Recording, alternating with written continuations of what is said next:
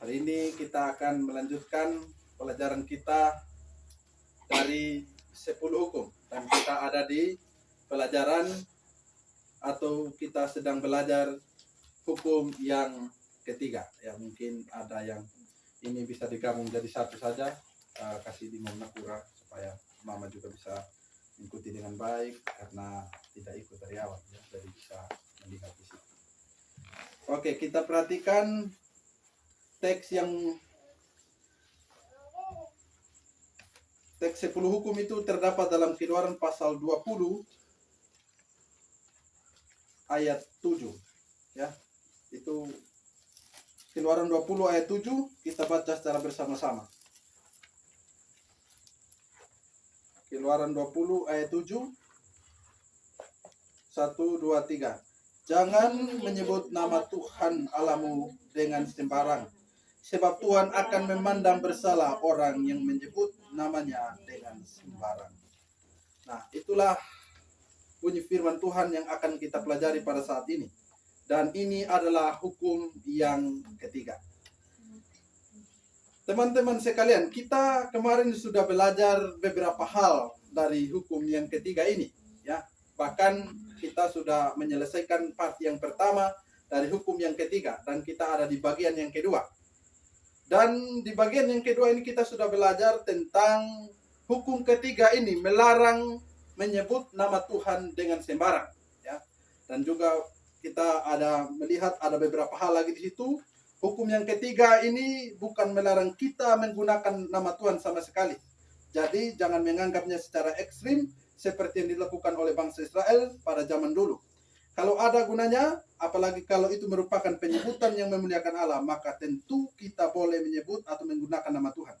Itu bukan penyebutan nama Tuhan dengan sembarang dan sia-sia, ya. Ini kita sudah belajar. Dan juga yang kedua kita juga sudah belajar sebetulnya kata Tuhan dalam Keluaran pasal 20 ayat 7 menunjukkan pada nama Tuhan YHWH atau Yahweh, Yehova.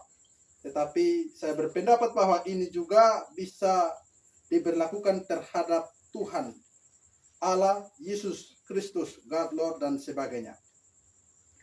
Dan yang berikut, perlu diingat bahwa sikap atau cara kita menggunakan nama Tuhan menunjukkan sikap kita terhadap Tuhan sendiri.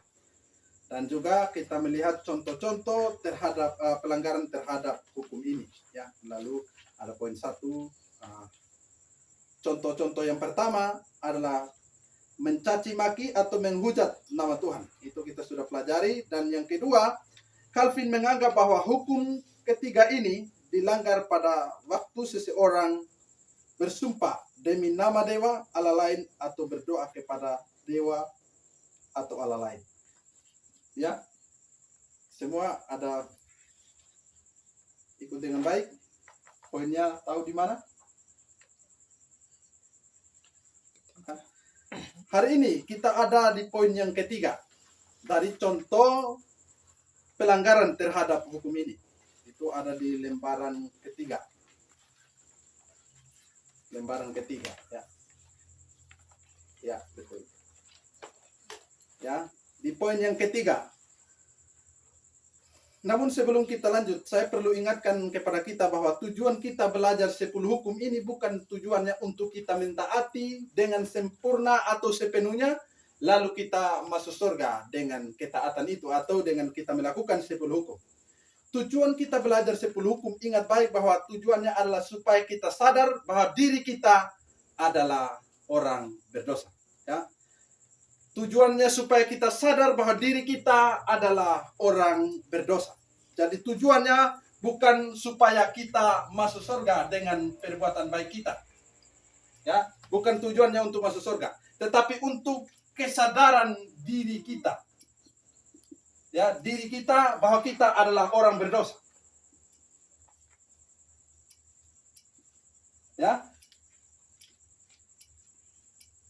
Mari kita memperhatikan pelajaran kita. Kita kembali. Poin yang ketiga, bersumpah menggunakan nama Tuhan pada saat sumpah itu bersifat yang pertama dusta. Imamat 19 ayat 12. Janganlah kamu bersumpah dusta demi namaku, supaya engkau jangan melanggar kekudusan nama Allahmu, akulah Tuhan. Jadi hukum ini atau kita melanggar hukum ini dengan kita bersumpah, yaitu bersumpah dusta. Yang kedua adalah bersumpah dengan sembarangan. Kata-kata Yesus dalam Matius pasal 5 ayat 33 sampai 37 merupakan eksposisi dari hukum yang ketiga ini. Mari kita perhatikan. Matius pasal 5 ayat 33 sampai 37. Kamu telah mendengar pula yang difirmankan kepada nenek moyang kita. Sebenarnya yang difirmankan ini terjemahan yang tidak tepat ya. Itu sebenarnya yang dikatakan ya. Jadi kalau difirmankan ini seolah-olah ini menuju kepada firman Tuhan. Tidak, ini menuju kepada tafsiran orang Yahudi ya. Yang difirmankan kepada nenek moyang kita. Jangan bersumpah palsu, melainkan peganglah sumpahmu di hadapan Tuhan, di depan Tuhan. Tetapi aku berkata kepadamu, janganlah sekali-kali bersumpah, baik demi langit, karena langit adalah tata Allah, maupun demi bumi, karena bumi adalah tumpuan kakinya, ataupun demi Yerusalem, karena Yerusalem adalah kota raja besar. Janganlah juga engkau bersumpah demi kepalamu, karena engkau tidak berkuasa untuk memutihkan atau menghitangkan selai rambut pun. Jika ya, hendaklah kamu katakannya. Jika tidak, hendaklah kamu katakan tidak. Apapun yang lebih daripada itu berasal dari si jahat. Perhatikan ada kutipan dari Jamison Faison and Brown. Ya. Pada zaman belakangan dari sejarah Yahudi, rabi-rabi membengkokkan arti dari hukum ini dengan membatasi penerapannya pada penggunaan dari nama Yahweh, Yehova. Dan karena itu, mereka bukan hanya menoleransi, tetapi menyetujui praktek bersumpah dalam pembicaraan biasa sebagai tidak berbahaya, asal referensinya dengan Allah tidak dinyatakan secara langsung. Tuhan kita menyingkapkan kepalsuan dari komentar rabi ini dengan menunjukkan bahwa itu merupakan pelanggaran terhadap hukum ini.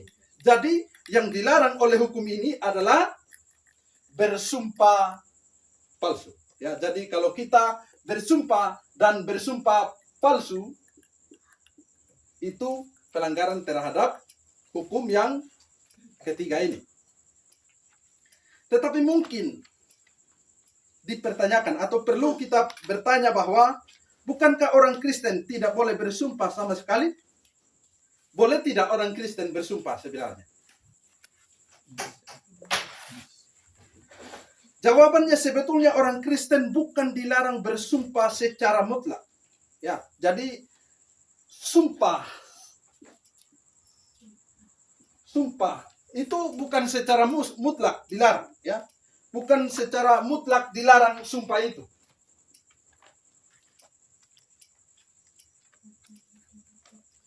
Sepintas lalu kata-kata Yesus dalam Matius pasal 5 ayat 34a yang berbunyi, tetapi aku berkata kepadamu, jangan sekali-kali bersumpah. Jadi dari sini ini seolah-olah menunjukkan bahwa sumpah itu dilarang secara mutlak. Ya, dari kata-kata Yesus ini kelihatannya melarang sumpah secara mutlak.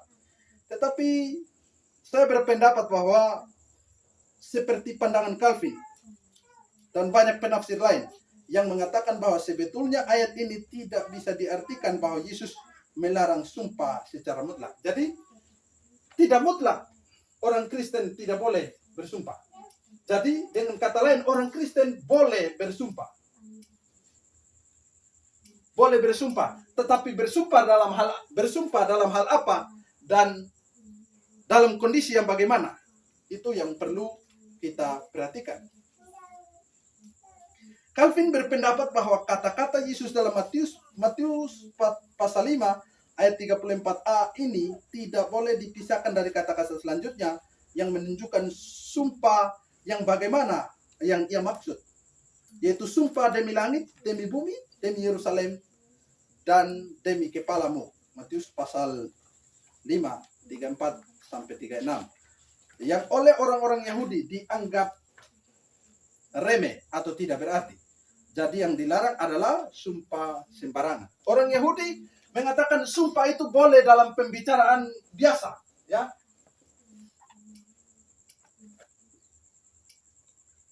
Aduh, tidak bisa lagi ya. Jadi yang dilarang di sini adalah bersumpah secara sembarangan, melawan penafsiran orang-orang Yahudi bahwa bersumpah dalam hal-hal yang remeh, misalnya kita berbicara sehari-hari bisa bersumpah, berbicara dalam ya sedikit-sedikit sumpah. Itu bagi orang Yahudi itu tidak jadi soal. Tetapi Yesus membantah itu bahwa ketika kamu bersumpah dengan sembarangan, kamu sebenarnya sedang melanggar hukum yang ketiga. Karena itu larangan bersumpah itu tidak secara mutlak. Orang Kristen boleh bersumpah dalam hal-hal tertentu, ya, tidak sembarang, tapi dalam hal tertentu.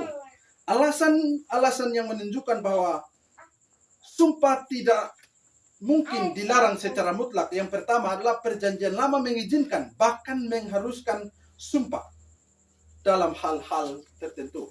Jadi Perjanjian Lama sendiri, kalau Perjanjian Baru mengatakan tidak boleh bersumpah, Perjanjian Lama sendiri mengatakan bahwa kita harus bersumpah atau mengizinkan atau mengharuskan sumpah. Ulangan 6 ayat 13.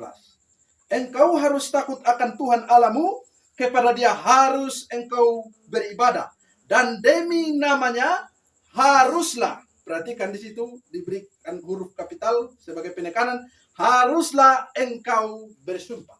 Kalau bersumpah dilarang secara mutlak, bagaimana dengan teks ini yang mengatakan haruslah engkau bersumpah? Keluaran 22 7-8. Apabila seseorang menitipkan kepada temannya uang atau barang dan itu dicuri dari rumah orang itu, maka jika pencuri itu terdapat, ia harus membayar ganti kerugian 2 kali lipat. Jika pencuri itu tidak terdapat, maka tuan rumah harus pergi menghadap Allah untuk bersumpah bahwa ia tidak mengeluarkan tangannya mengambil harta kepunyaan temannya. Perhatikan dikatakan haruslah engkau pergi atau haruslah engkau bersumpah. Jadi dari dua ayat ini menunjukkan bahwa Perjanjian Lama sendiri mengharuskan bersumpah. Tapi bukan dalam pengertian sumpah sembarangan seperti tafsiran orang Yahudi, ya. Ayat-ayat lain yang menunjukkan bahwa sumpah diharuskan dalam hal-hal tertentu itu adalah Keluaran pasal 22, ya, yang sudah kita baca tadi, ayat 10 sampai 11, Bilangan 5 ayat 11 sampai 28, 1 Raja-Raja 8 31 32. Ini ayat-ayat yang menunjukkan bahwa sumpah diharuskan dalam hal-hal tertentu, ya. Dan Yesus tidak mungkin bertentangan dengan Perjanjian Lama, ya, tidak mungkin. Perhatikan atau kita bandingkan dengan Matius pasal 5 ayat 11 sampai 19. Jangan kamu menyangka bahwa aku datang untuk meniadakan hukum Taurat atau kitab para nabi. Aku datang bukan untuk meniadakannya, melainkan untuk menggenapinya. Karena aku berkata kepadamu, sesungguhnya selama belum lenyap langit dan bumi ini, suatu iota atau satu titik pun tidak akan ditiadakan dari hukum Taurat sebelum semuanya terjadi.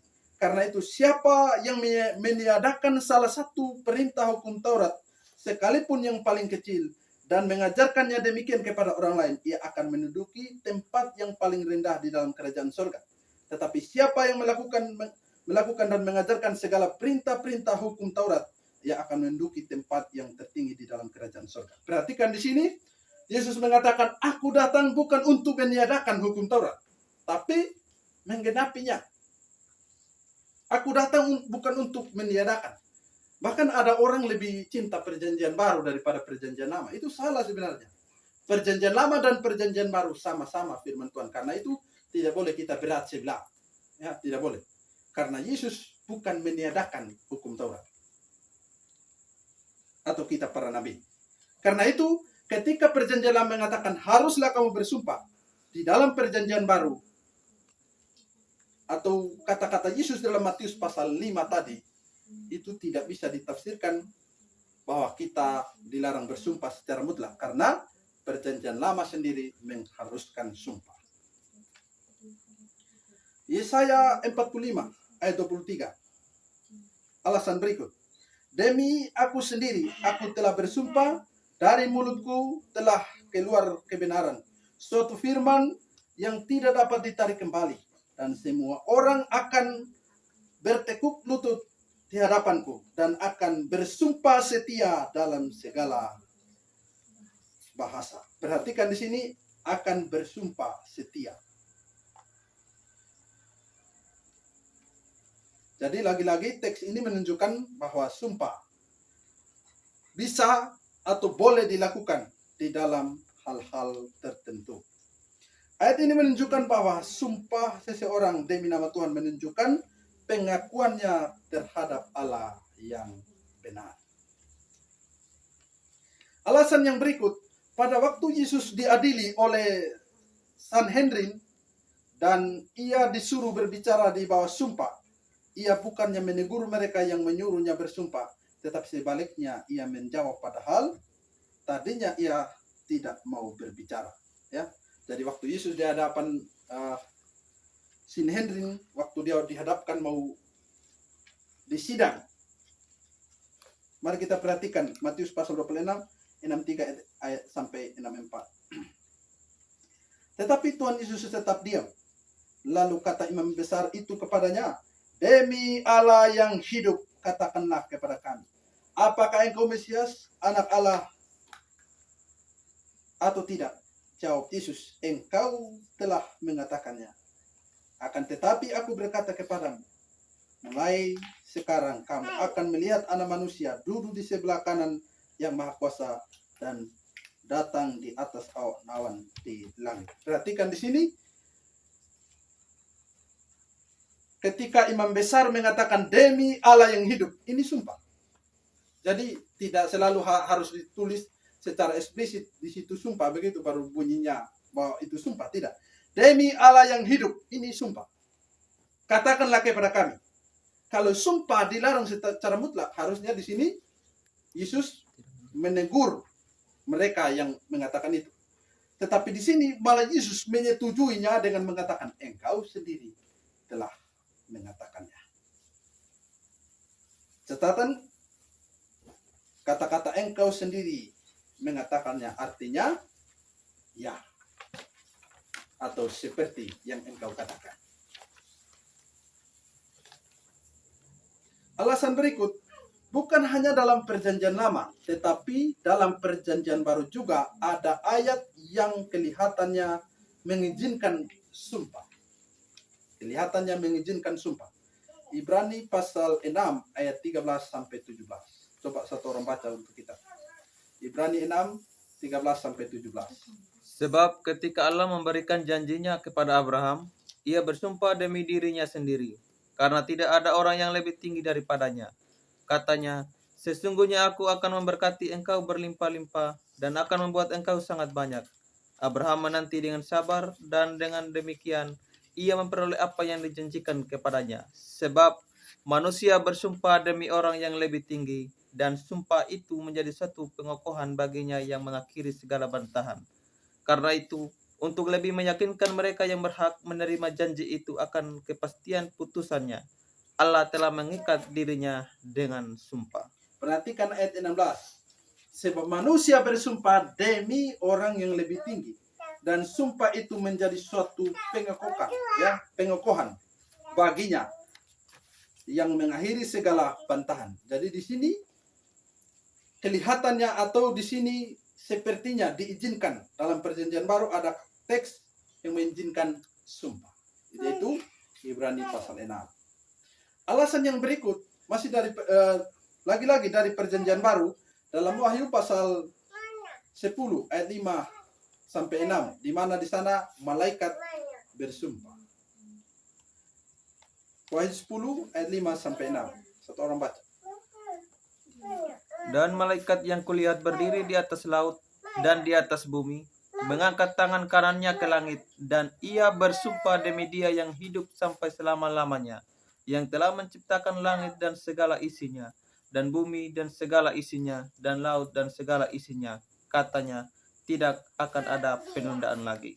Perhatikan di sini, malaikat itu bersumpah, ya, mengangkat tangan kanannya ke langit, dan ia bersumpah demi Dia yang hidup sampai selama-lamanya.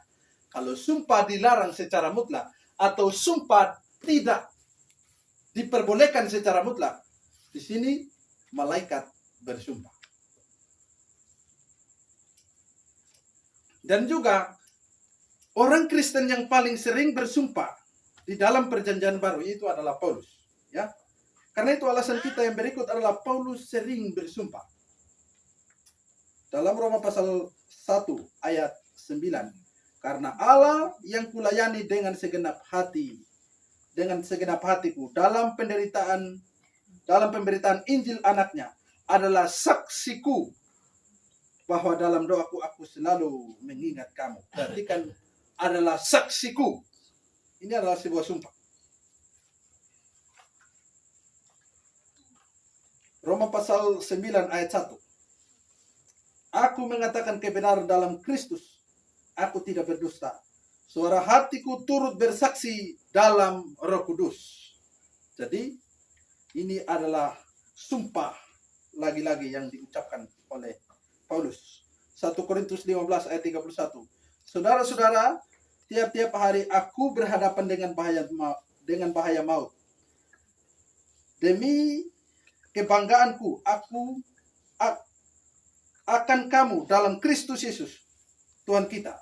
Aku katakan bahwa hal ini benar. Perhatikan, kebanggaanku akan kamu dalam Kristus Yesus. Ada kata demi kebanggaan. Ini adalah sumpah. 2 Korintus 1 ayat 23.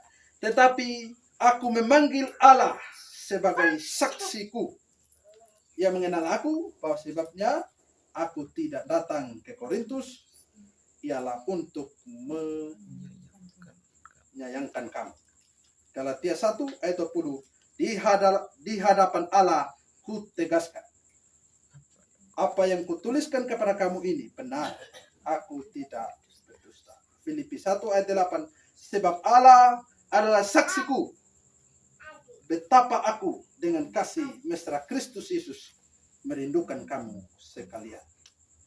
Jadi di sini betul-betul tidak terbayangkan bahwa Paulus yang adalah seorang rasul yang begitu saleh bisa bersumpah berulang kali.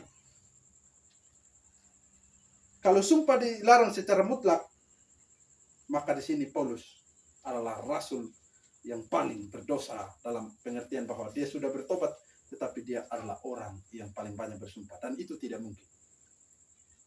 Jadi, dari semua ini menunjukkan bahwa sumpah tidak dilarang secara mutlak.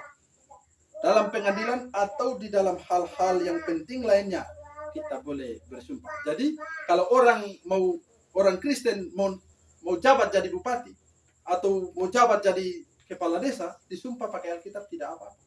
Ya, dia bersumpah kepada Tuhan tidak apa-apa. Tidak dilarang oleh firman Tuhan.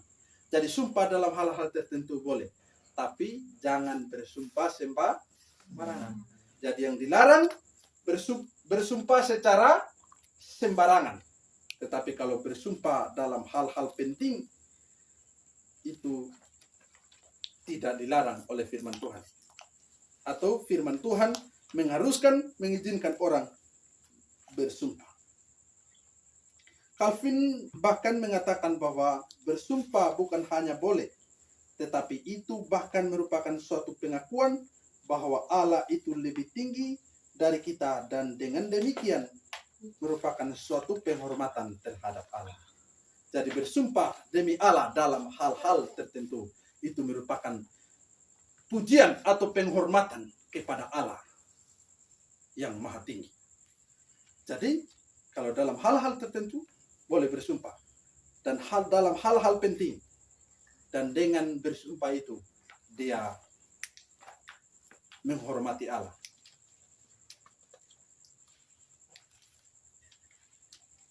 Ibrani pasal 6 ayat 13 dan 16. Sebab ketika Allah memberikan janji kepada Abraham, ia bersumpah demi dirinya sendiri, karena tidak ada orang yang lebih tinggi daripadanya. Sebab manusia bersumpah demi orang yang lebih tinggi, dan sumpah itu menjadi suatu pengokohan bagi dirinya yang mengakhiri segala bantahan. Perhatikan, manusia bersumpah demi orang yang lebih tinggi. Jadi begitu kita bersumpah, sebenarnya kita lagi menjunjung atau menghormati Allah. Yang dilarang adalah bersumpah. Ya, jadi yang dilarang adalah bersumpah secara sembarangan untuk hal-hal yang tidak penting. Ini tetap salah, sekalipun hal yang dikatakan itu merupakan kebenaran. Hal ini ditekankan lagi secara lebih khusus dalam Matius pasal 5 ayat 37. Jika ya, hendaklah kamu katakan ya. Jika tidak, hendaklah kamu katakan tidak. Apa yang lebih daripada itu berasal dari si jahat. Ya, berasal dari si jahat. Jadi kita tidak boleh bersumpah secara sembarangan untuk hal-hal yang tidak penting.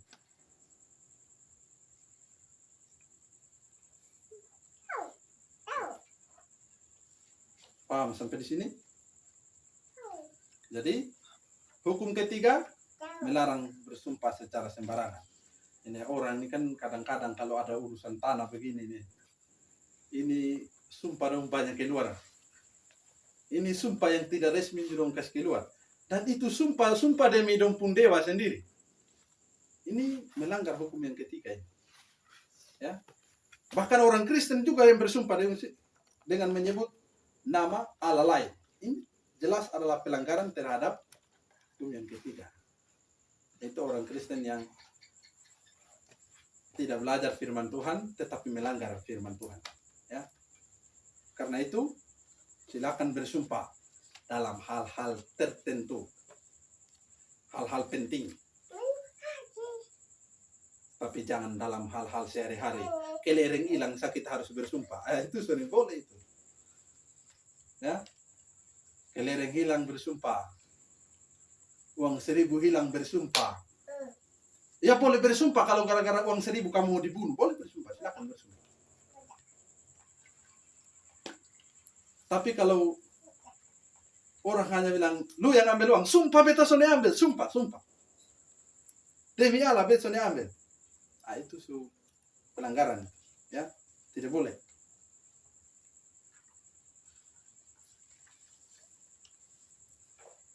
Lebih baik jika ya, hendak katakan ya, jika tidak, katakan tidak.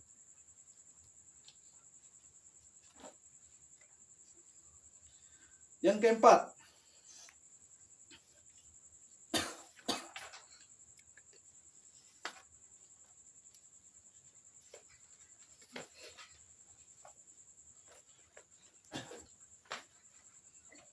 penyebutan nama Allah dengan sembarang atau sia-sia. Ya. Contoh pelanggaran yang keempat adalah penyebutan nama Allah dengan sembarang atau sia-sia atau tidak hormat. Jamison, Fason, and Brown mengatakan, untuk selanjutnya semua seruan yang enteng dan referensinya yang tidak berguna pada makhluk ilahi adalah atau Allah harus dihindari. Ya, jadi seruan yang enteng tidak boleh. Matthew Henry mengatakan seperti ini.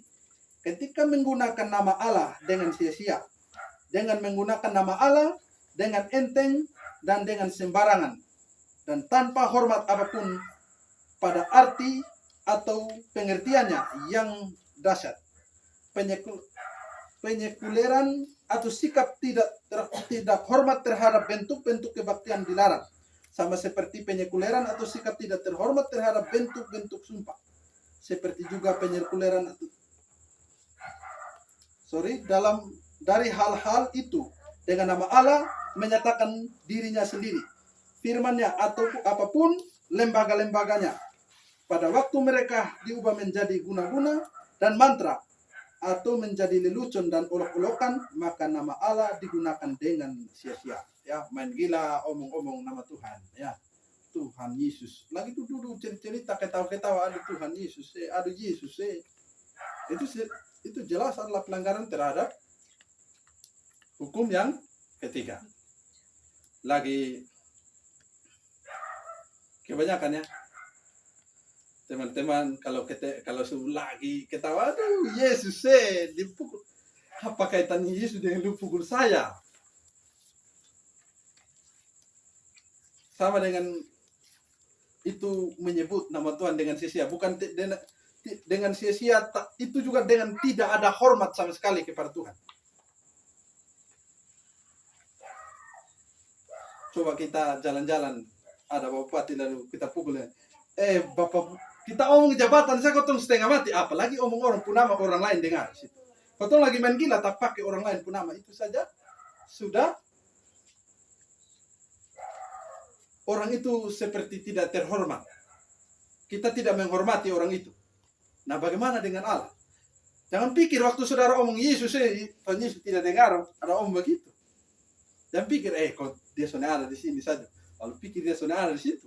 Dia itu maha ada dan dia ada di mana-mana. Sekalipun di dalam gua, di tempat-tempat tersembunyi, tetap dia ada. Mungkin lagi teleponan kan, dia dengan yang mendengarkan, yang bicara lewat HP saja yang dengar itu.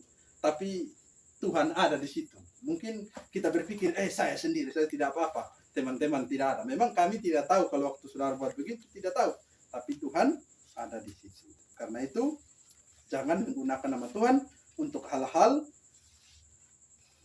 atau dalam pembicaraan yang tidak berguna atau lelucon-lelucon atau mengolok-olokkan. Ya, ada olok-olok menggunakan nama Tuhan. Adam Clark. Bahkan orang-orang kafir menganggap bahwa nama-nama dari dewa-dewa mereka harus diperlakukan dengan rasa hormat atau takut. Merupakan suatu yang sangat pasti kebenarannya untuk tidak mengotori nama-nama dari dewa-dewa. Menggunakan nama-nama itu seperti kita menggunakan nama-nama biasa.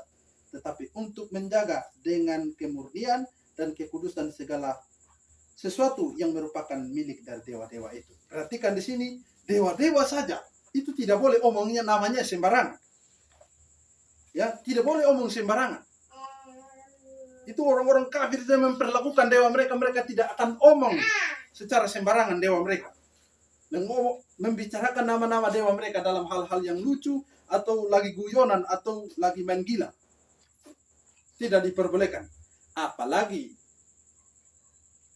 Allah yang adalah raja semesta alam.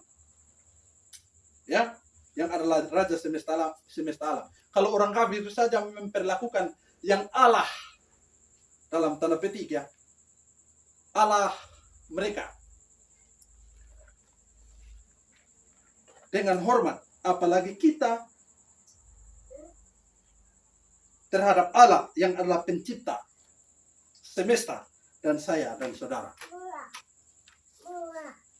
Kalau nama mereka saja harus dihormati, nama dewa-dewa saja harus dihormati, apalagi nama Allah. Ya memang sebenarnya dewa-dewa atau Allah-Allah lain itu secara sungguh-sungguh itu tidak ada. Itu adalah Allah anggapan orang. Sebenarnya tidak ada secara eksistensinya, tidak ada. Ya, tidak ada. Kemudian masih dari Adam Clark. Apakah perlu untuk mengatakan kepada pikiran manapun yang benar-benar rohani bahwa semua seruan seperti ya Allah, Allahku, Allah yang baik, surga yang baik dan sebagainya merupakan pelanggaran positif yang resmi terhadap hukum ini. Kata-kata seruan dalam bahasa Inggris, ya ini terjemahannya dari terjemahan bahasa Inggris. Dalam kutipan di atas, khususnya yang digaris bawahi, saya terjemahkan secara hurufiah atau kata per kata. Dan itu menjadikan artinya jadi aneh sekali. Karena itu sebetulnya memang tidak diterjemahkan seperti itu.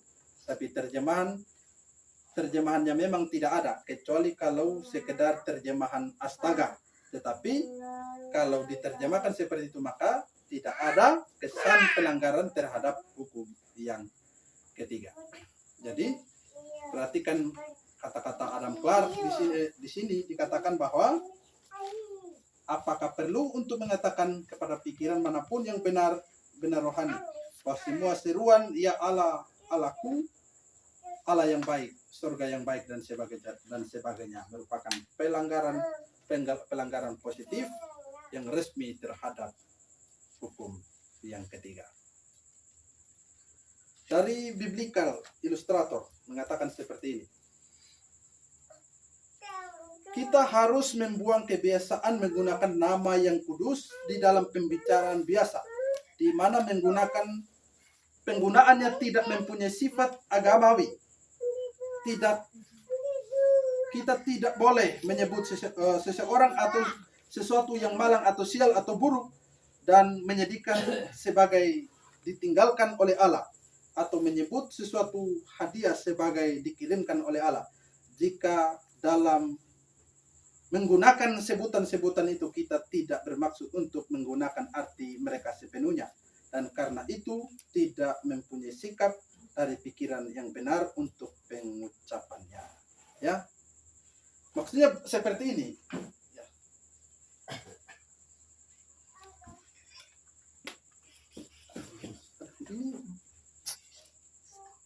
Ini spidol apa ini?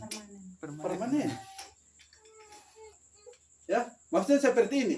Ketika kita omong Tuhan itu baik, ketika omong Allah itu baik, kalau kita hanya sekedar mengatakan seperti itu, dan kita tidak menunjukkan bahwa Allah memang benar-benar, kita tidak tunjukkan sepenuhnya bahwa Allah itu baik, sebenarnya kita lagi berdosa terhadap Allah.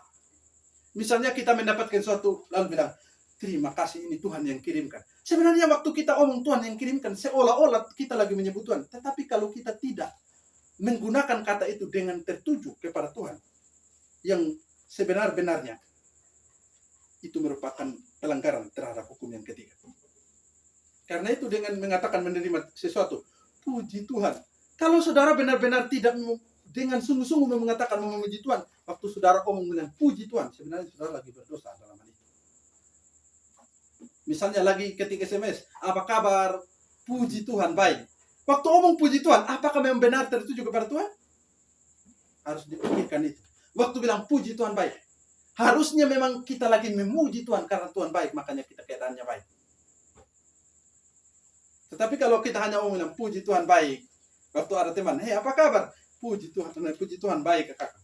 Waktu kita omong bilang puji Tuhan baik, kita lagi omong, kita ada tidak memberi rasa hormat kepada Tuhan? Kalau tidak, maka kita sedang melanggar hukum yang ketiga.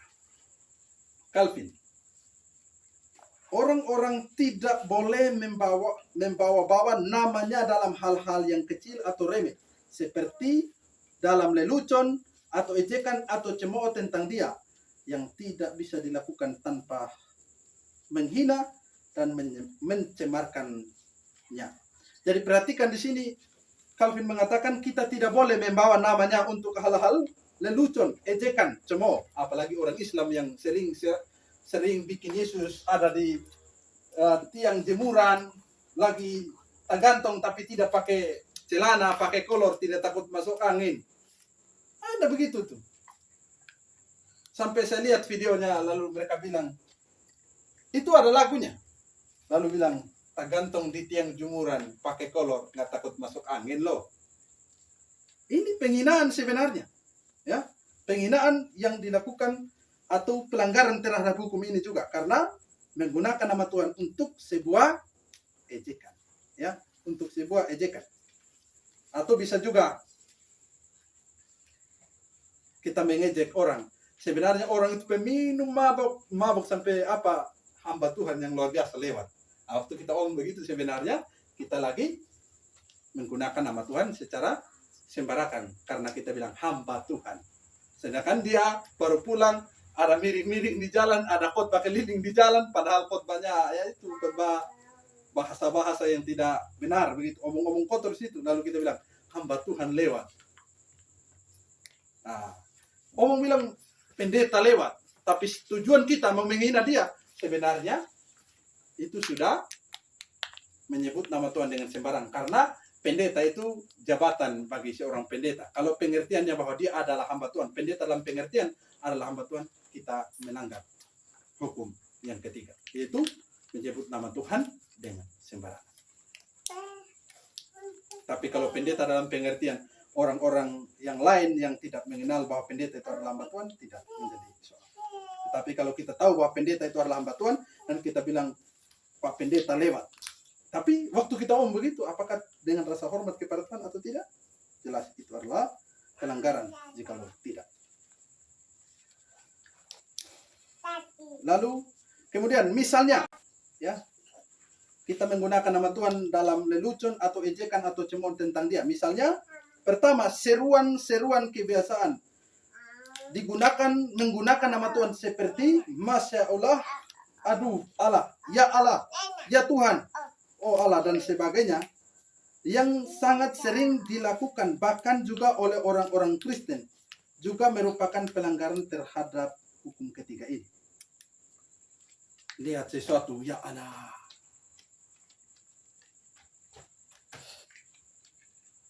ya Tuhan, ya. Kalau kata-kata itu sebenarnya tidak lagi ditujukan kepada Tuhan benar-benar, itu sebenarnya adalah pelanggaran terhadap hukum yang ketiga ini. Karena itu, hati-hatilah dalam pembicaraan setiap hari-hari kita, supaya kita jangan menyebut nama Tuhan dengan sembarangan. Saya tidak tahu ya, menurut teman-teman, apakah nama Tuhan di dalam nama-nama misalnya Usneno, ya Usafu, Usneno misalnya disebut oleh orang Timur, ya orang Saw bilang Deo. Apakah waktu kita menggunakan nama-nama seperti itu sudah pelanggaran dalam hukum ketiga ini? Termasuk, ya. Bahasa Inggris saja bisa ya. Termasuk apalagi. Karena ini ditujukan kepada Allah yang benar. Karena itu waktu saudara bilang Usneno, ingat itu pelanggaran itu, ya. Bapak Yesus, itu salah, itu kalimatnya sudah salah, omong lagi sembarangan. Yesus itu bukan Bapak itu bukan Yesus. Karena dia bilang Papa Yesus. Saya pun teman dulu, teman persekutuan, kalau dia ketik selalu ada Bapak Yesus. Selalu dia omong Bapak Yesus. Tapi pertanyaan kita, Yesus adalah Bapak? Atau Bapak adalah Yesus? Tidak. Karena itu bukan Bapak Yesus. Tapi omongnya lagi sembarangan. Setiap SMS ada. Memangnya lu waktu kirim SMS itu, bahkan orang ada dibikin di SMS itu adalah ada dengan tulisan tertentu begitu, ada kalimat tertentu, dan kalimatnya bisa ada kalimat yang menyangkut nama Tuhan. Dan setiap kali dia kirim SMS, itu nama disertakan. Waktu dia kirim SMS 10, sebenarnya dia satu hari melanggar firman Tuhan 10 kali. Hukum yang ketiga itu. Dan juga supaya dia tidak melanggar, harusnya waktu dia kirim benar-benar dia ada pikir ini SMS dan ada hatinya benar-benar tertuju kepada Tuhan. Jika tidak, sebenarnya itu adalah pelanggaran terhadap hukum yang ketiga. Dalam bahasa Inggris, hal seperti ini juga sering terjadi, ya. Hal seperti ini juga sangat sering dilakukan, misalnya dengan kata-kata oh my God, my Lord, Jesus Christ, for Christ, dan sebagainya. Jadi perhatikan di sini kata-kata oh my God. Oh, foto bilang, Inggris dulu sedikit. Waktu lu mau Inggris, hati-hati bro. Ya, hati-hati, ingat. Ya. Kau nyanyi, bless the Lord of my soul. Kau nyanyi begitu, benar-benar tidak. Kalau tidak, hati-hati. Saya tidak tahu kata-kata, mangkali saya hanya tahu Lord-nya saja di situ, tapi jelas waktu penyebutan Lord di situ benar-benar tidak ada tujuannya menyembah Yesus atau menyembah Allah begitu. Tertuju kepada Allah yang benar atau tidak.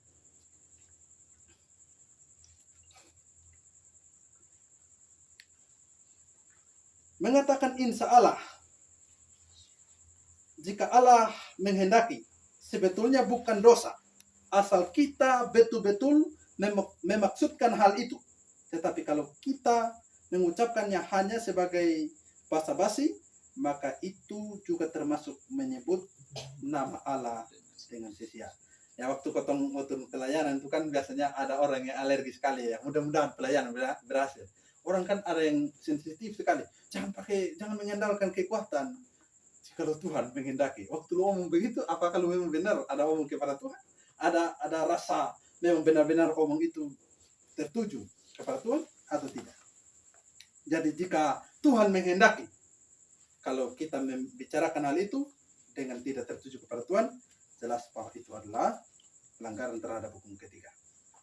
Contoh berikut, menggunakan nama Tuhan untuk lelucon atau percakapan yang tidak ada guna. Contoh, ini sebenarnya cerita ya.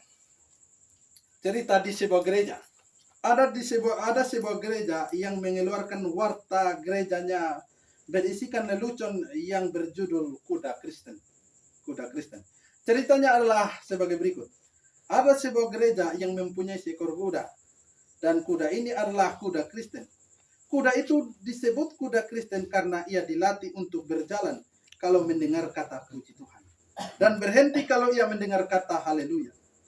Suatu hari seorang pendeta tamu yang adalah pendeta dari gereja Pentakosta menaiki kuda tersebut. Kuda itu setelah diajar tentang kata sandi, ya, kata sandi yang diperlukan untuk menjalankan dan menghentikan kuda itu. Kata sandinya apa? Kalau mau jalan tadi apa? Puji Tuhan. Puji Tuhan. Kalau berhenti apa? Haleluya. Ya.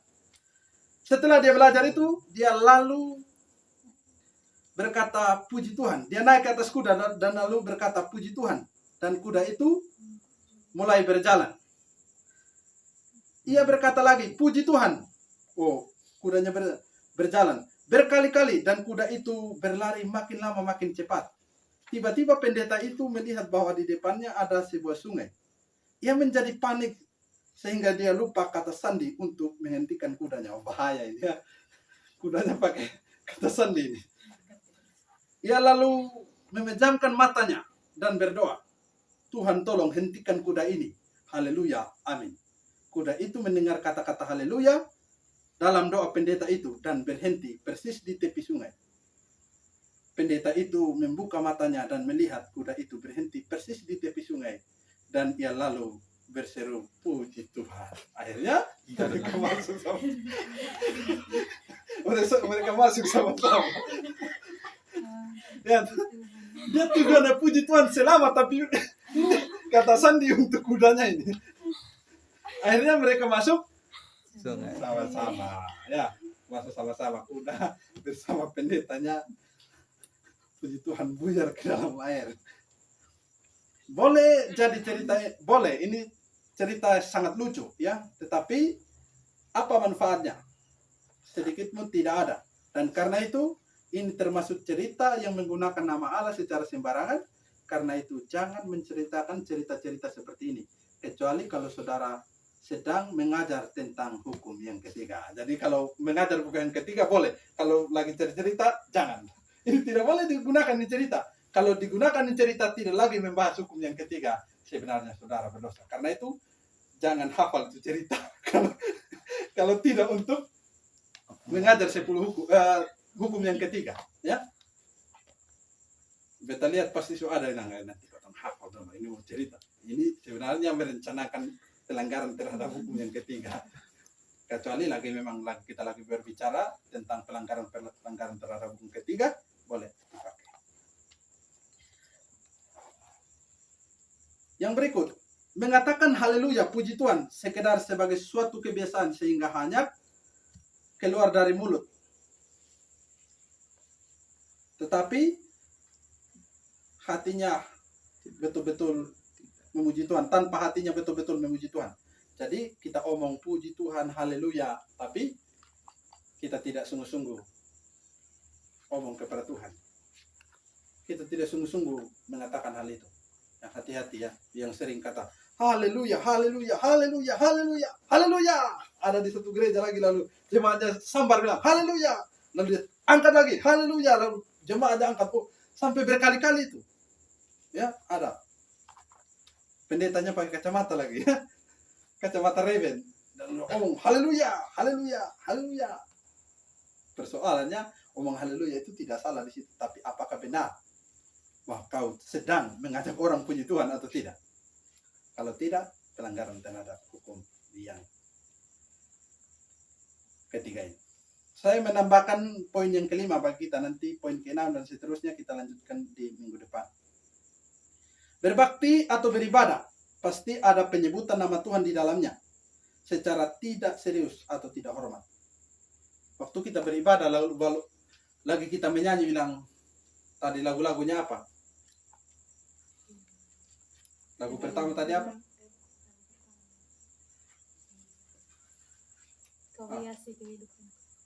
Waktu kau hiasi kehidupanku, kira-kira lagi tertuju kepada Tuhan yang menghiasi kehidupan saudara atau tidak? Kalau tidak, ini sedang berdosa terhadap atau sedang melanggar hukum yang ketiga. Ya. Henry mengatakan hukum ketiga menyebut cara dari ibadah atau kebaktian kita supaya itu dilakukan dengan seluruh rasa hormat atau takut dan serius yang dimungkinkan, ya. Jadi harus dengan sungguh-sungguh, dengan serius. Renungkan, kalau saudara berbakti, apakah saudara betul-betul ada rasa hormat atau takut Tuhan atau rindu kepada Tuhan dan keseriusan dalam kebaktian atau tidak? Kalau saudara datang ibadah dan tidak rindu kepada Tuhan sungguh-sungguh, sebenarnya saudara lagi berdosa. Saudara menyanyi, saudara datang ibadah tapi tidak sungguh-sungguh mau bertemu dengan Tuhan di sini, saudara sedang melanggar hukum yang ketiga. Sampai di sini pelajaran kita.